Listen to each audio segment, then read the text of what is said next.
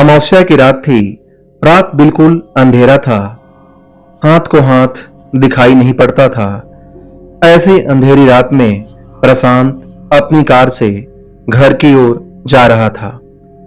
वह जल्द से जल्द घर पहुंचना चाहता था। तभी उसे रास्ते में एक आदमी काले कपड़े पहने चलता दिखाई देता है। प्रशांत आगे बढ़ रहा था, तभी उसने हाथ दिया।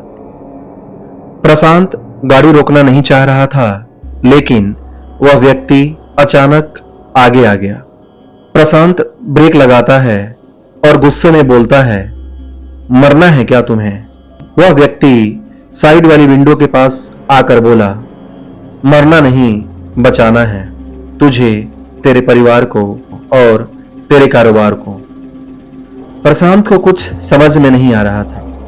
वह व्यक्ति बोलता है, परेशान है फिर भी इतना गुस्सा करता है। कारोबार तेरा चल नहीं रहा, परिवार तेरा बीमारी से परेशान है और तुझे नहीं पता तेरे ऊपर मौत का साया छाया हुआ है। प्रशांत कहता है, तुम्हें यह सब कैसे पता? वह व्यक्ति कहता है, इस अमावस्या की रात मैं तेरा ही इंतजार कर रहा था। मुझे पता था तू हाईवे छोड़कर इस सुनसान रास्ते से गुजरेगा।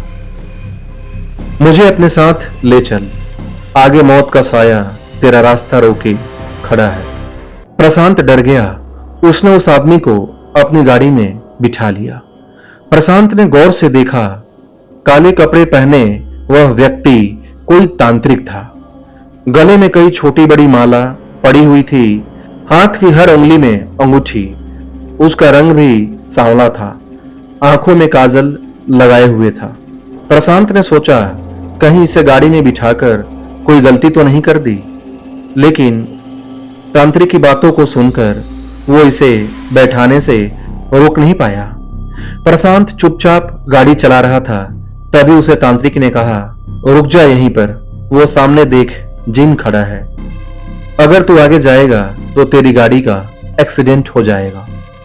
प्रशांत कहता है, लेकिन बाबा मुझे तो कोई दिखाई नहीं दे रहा। तांत्रिक कहता है, चुप रह, वो तुझे बुला रहा है तेरी मौत बनकर। चुपचाप गाड़ी की लाइट बंद कर दे। प्रशांत ने ऐसा ही किया। गाड़ी की लाइट बंद करते ही पूरा अंधेरा छा गया। तभी प्रशांत ने तेज आवाज सुनी, जैसे धड़ाम से कुछ गिरा हो। तांत्रिक कहता है, लाइट जला, लगता है वो जा रहा है। प्रशांत ने लाइट जलाकर देखा तो रास्ते में एक बड़ा सा पेड़ गिरा था। प्रशांत कहता है, बाबा अभी तो वहां कुछ नहीं था। तांत्रिक कहता है, चुप रह, वह जीन गुस्सा होकर जा रहा है। उसे पता लग गया कि मैंने तेरी रक्षा की है। प्रशांत कहता है, लेकिन बाबा मुझे तो कुछ दिखाई नहीं दे रहा। तांत्रिक कहता है, वह चला गया, लेकिन गुस्से में यह पेड़ बीच में गिरा गया। यहां से गाड़ी मोड़, वैसे भी आगे जा नहीं सकते। प्रशांत कहता है, बाबा आपने मेरी जान बचा ली, बहुत बहुत धन्यवाद। तांत्रिक कहता है, वो सब बाद में, पहले यहां से भाग, जिन बहुत शक्तिशाली होते हैं। प्रशांत गाड़ी मोड़कर तेज दौड़ा रहा था। फिर वह हाईवे पर पहुंच गया। शहर आने ही वाला था, तभी तांत्रिक ने कहा, गाड़ी रोक दे, मुझे यहीं उतरना है। प्रशांत कहता है, लेकिन बाबा इस सुनसान रास्ते पर आप कहां जाएंगे? तांत्रिक कहता है, मुझसे सवाल मत कर, चुपचाप घर चला जा, कल रात को मैं तेरे घर आऊंगा। प्रशांत डर के मारे कुछ नहीं बोला और गाड़ी लेकर घर की ओर चल दिया। घर पहुंचकर उसने सारी बातें पत्नी से बताई। उसकी पत्नी कहती है, सुनिए, माँ पापा को यह सब मत बताना, पिताजी पहले से ही बीमार हैं। माँ जी यह सब सुनेंगी तो डर जाएंगी। प्रशांत कहता है, अरे उस तांत्रिक ने मेरा पता तो पूछा ही नहीं, वह यहां तक कैसे पहुंचेगा? उसकी पत्नी कहती है, वह सब छोड़िए, आप सही सलामत आ गए, यही काफी है। अगले दिन रात को 10 बजे किसी ने दरवाजा खटखटाया। प्रशांत ने गेट खोला। सामने वही तांत्रिक खड़ा था।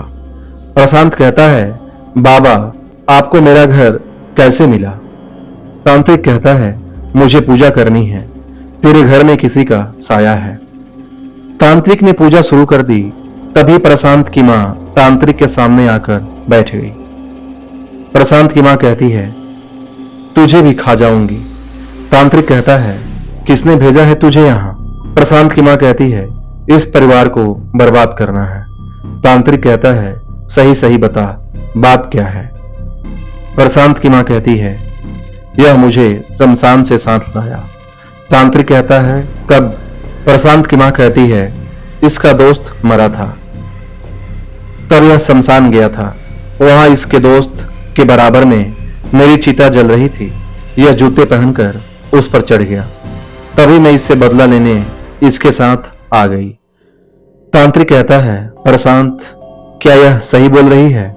प्रशांत कहता है, हाँ, पता नहीं बाबा, एक चिता जल तो रही थी पास में, पर मुझे नहीं पता मैंने कब उस पर पैर रख दिया। तांत्रिक कहता है, शमशान में जूते पहनकर तू गया क्यों? प्रशांत कहता है, बाबा गलती हो गई।